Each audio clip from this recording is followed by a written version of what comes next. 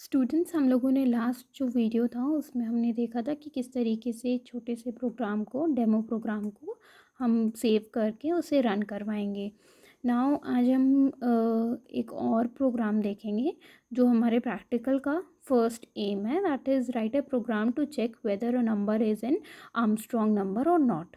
Armstrong number basically क्या रहता है कि जब हम लोग जैसे सपोज़ कोई भी एक नंबर है उसका, सपोज़ आपने 153 एज एन एग्जांपल के लिए लिया है, उसमें जितने भी डिजिट्स हैं उन सब डिजिट्स का क्यूब को अगर हम लोग सम करते हैं तो वो उसी नंबर के अकॉर्डिंग आए, मतलब उस नंबर के एग्जैक्ट इक्वल आए। जैसे सपोज़ यहाँ पर 153 डिफाइंड है, 153 के जितने भी डिजिट्स हैं उनका हम लोग क्यूब निकालेंगे, 1 × 1 × 1 in the same manner others का भी, और उनको हम लोग प्लस करेंगे। जब हम इन्हें प्लस करेंगे तो उसका भी आंसर हमें 153 ही डिफाइन हो रहा है।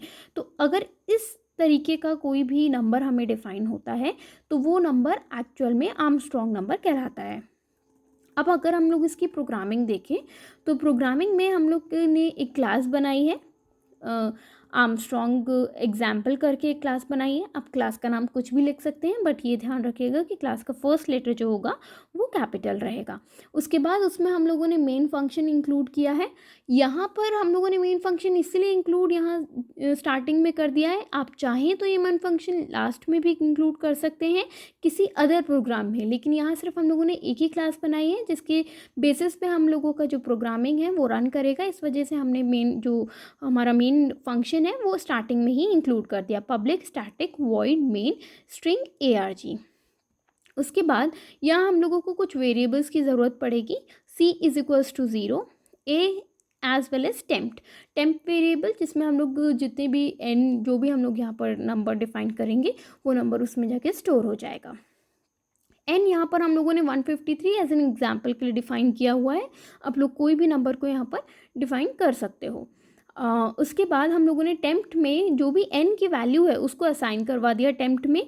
उसके बाद हम लोगों को ये चीज़ चेक करनी है कि n जो है, सबसे पहले हम देखेंगे कि वो ज़ीरो के इक्वल तो नहीं है, ज़ीरो से ऑब्वियसली ज़्यादा होना चाहिए क्योंकि जो आर्मस्ट्रॉन्ग नंबर है वो ऑलवेज पॉजिटिव नंबर होता है।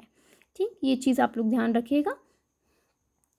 उसके बाद नेक्स्ट आता है जो a है, हम लोग उसके बाद a में कुछ वैल्यूज़ को असाइन करवाएंगे। a एज एन हम लोग यहाँ पर वेरिएबल डिफाइन किया है। ये एक तरीके का लॉजिक है जो आई गेस आप लोगों ने C++ में भी देखा होगा।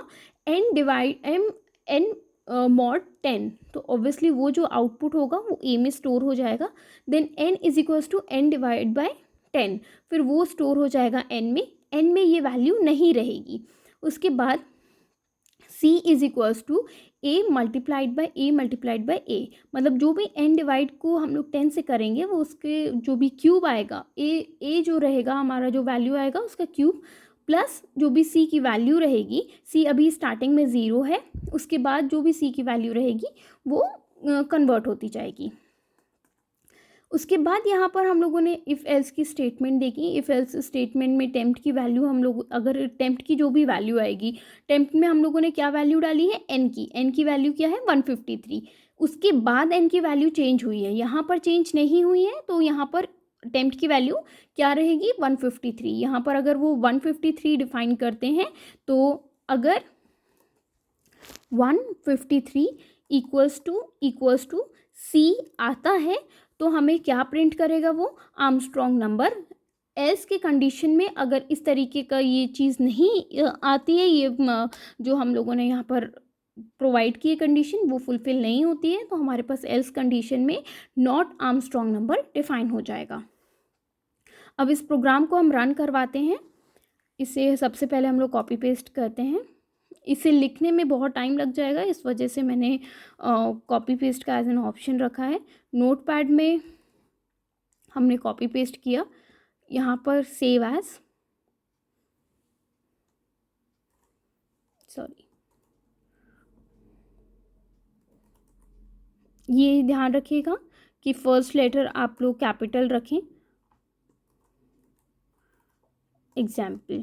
और एक बार चेक कर लीजिएगा जो क्लास है उसी के नाम के अकॉर्डिंग आपने सेव किया है कि नहीं। जावा हमने एक्सटेंशन लगा दिया। हमारा प्रोग्राम सेव होने के बाद हम कमांड प्रॉम्प्ट में जाएंगे, यहाँ पर चेंज डायरेक्टरी में चेक करेंगे cd। जावा में ऑलरेडी हमारी डायरेक्टरी है तो हम लोग बार बार चेंज डायरेक्टरी नहीं करेंगे, यहाँ पर डायरेक्टली हम प्रोग्राम को कंपाइल करवाएंगे।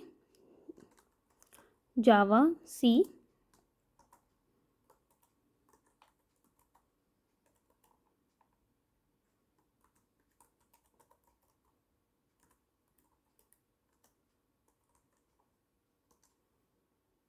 कंपाइल हो गया है, उसके बाद रन करवाएंगे जावा।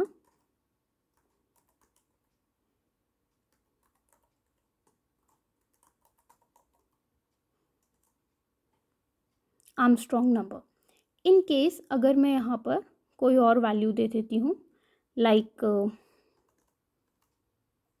121 सपोज, तो इसे हमें दोबारा से कंपाइल करवाना पड़ेगा। ये चीज़ आप लोग हमेशा ध्यान रखिएगा।